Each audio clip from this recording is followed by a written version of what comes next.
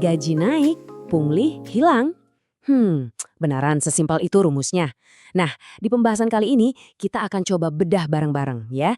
Apakah kenaikan gaji untuk para aparatur negara kita ini benar-benar bisa jadi solusi jitu buat memberantas korupsi dan yang paling penting mengubah kualitas layanan publik di Indonesia. Oke, yuk kita mulai dari sesuatu yang saya yakin banyak dari kita pernah ngalamin. Rasa frustrasi waktu ngurus KTP, paspor, atau mungkin izin usaha. Proses yang kayaknya sengaja dibuat muter-muter, terus di ujungnya ada aja permintaan uang pelicin. Fenomena ini tuh udah jadi rahasia umum banget sampai kita semua kenal istilahnya pungli. Jadi, pungli itu sebenarnya apa sih? Paling gampangnya, ini adalah saat seseorang menyalahgunakan jabatannya buat keuntungan pribadi. Inilah bentuk korupsi skala kecil yang paling sering kita temui di lapangan. Dan ya, inilah biang keladi yang bikin urusan kita jadi ribet dan lebih mahal dari seharusnya. Nah, menyadari masalah yang udah mengakar ini, pemerintah akhirnya mengambil sebuah langkah yang cukup besar. Sebuah kebijakan baru yang harapannya bisa memotong masalah ini langsung dari akarnya. Betul sekali. Kenaikan gaji untuk seluruh aparatur sipil negara ini mencakup PNS, PPPK, sampai anggota TNI dan Polri yang rencananya bakal mulai berlaku efektif di bulan Oktober 2025. Ini jelas sebuah langkah yang signifikan banget buat meningkatkan kesejahteraan para abdi negara. Dan perlu dicatat ya, ini bukan sekedar wacana atau janji politik. Kebijakan ini sudah resmi, sudah ada payung hukumnya dalam Peraturan Presiden Nomor 79 Tahun 2025.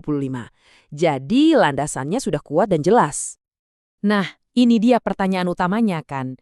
Gimana caranya kenaikan gaji bisa menyelesaikan masalah mentalitas? Apa hubungannya antara dompet yang lebih tebal dengan hilangnya pungli dan layanan publik yang jadi lebih baik? Logikanya di mana? Untuk bisa memahami logikanya, kita perlu kenalan dulu nih sama musuh utamanya. Bukan cuma soal pungli, tapi korupsi dalam segala bentuknya, yang jujur aja sudah menggerogoti sistem kita. Korupsi itu akarnya. Seperti yang dijelaskan di sini, praktik ini secara langsung bikin biaya layanan publik jadi mahal. Dan yang lebih parah lagi, menciptakan ketidakadilan. Pasti kita sering dengar kan, ada yang urusannya bisa selesai cepat karena ada orang dalam, sementara yang lain harus nunggu berbulan-bulan tanpa kepastian. Efek dominonya ini yang ngeri. Dampaknya jauh lebih luas dari sekedar antrian panjang di kantor kelurahan. Korupsi ini secara aktif menghambat ekonomi, bikin biaya bisnis jadi mahal, dan yang paling bahaya, pelan-pelan ia mengikis habis kepercayaan kita semua pada negara dan institusinya. Nah, disinilah logikanya mulai nyambung. Pemerintah mencoba membangun semacam jembatan antara gaji yang lebih tinggi dengan harapan pemerintahan yang lebih baik dan lebih bersih. Kuncinya ada pada sebuah konsep baru ini, total reward berbasis kinerja. Jadi, penting untuk dipahami, ini bukan sekedar bagi-bagi kenaikan gaji secara cuma-cuma, ada syarat dan ketentuannya. Gini kira-kira alur berpikirnya. Pertama, kesejahteraan ASN ditingkatkan supaya kebutuhan dasarnya aman. Kedua, pendapatan ekstra itu dikaitkan langsung dengan kinerja yang jelas dan terukur. Teorinya, kalau dua hal ini digabungkan, godaan buat cari tambahan lewat jalur haram bakal berkurang drastis.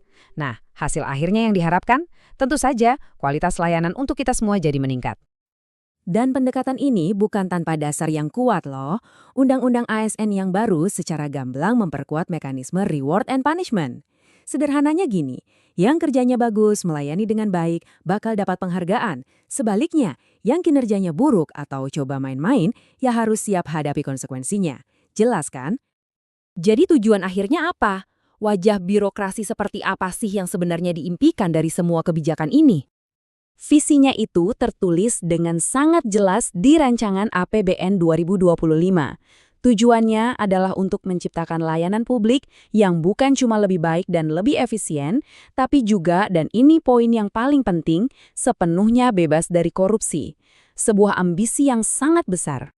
Oh ya, penting juga untuk kita ingat, reformasi gaji ini bukan program yang berdiri sendiri. Ini adalah bagian dari sebuah strategi yang lebih besar dari pemerintah yang disebut spending better. Intinya, memastikan setiap rupiah uang negara kita dibelanjakan dengan lebih cerdas, lebih tepat sasaran, dan lebih efektif. Dan kenapa ini penting banget buat kita semua? Jawabannya simpel, karena uang untuk bayar gaji ini datangnya dari mana? Sebagian besar ya dari pajak kita. Data menunjukkan porsi belanja negara yang didanai dari pajak kita itu terus naik loh. Dari 55,4% di tahun 2014, sekarang jadi hampir 60% di tahun 2023. Artinya, taruhan kita di sini adalah uang kita sendiri. Angka-angka tadi benar-benar menggambarkan betapa vitalnya peran pajak yang kita bayar. Dari tahun ke tahun, kontribusi dari kantong kita untuk menjalankan roda pemerintahan ini semakin besar. Tentu saja, kita semua mau dong uang pajak itu digunakan untuk menghasilkan layanan publik yang kelas dunia, bukan? Nah, ini yang membawa kita ke pertanyaan terakhir, pertanyaan pamungkasnya. Dengan skema gaji baru yang diikat dengan kinerja ini, apakah kita akan benar-benar melihat perubahan nyata di kantor-kantor pemerintahan? Apakah ini akan menjadi titik balik yang sudah sangat lama kita harapkan? Sepertinya hanya waktu dan keseriusan dalam implementasinya yang bisa menjawab.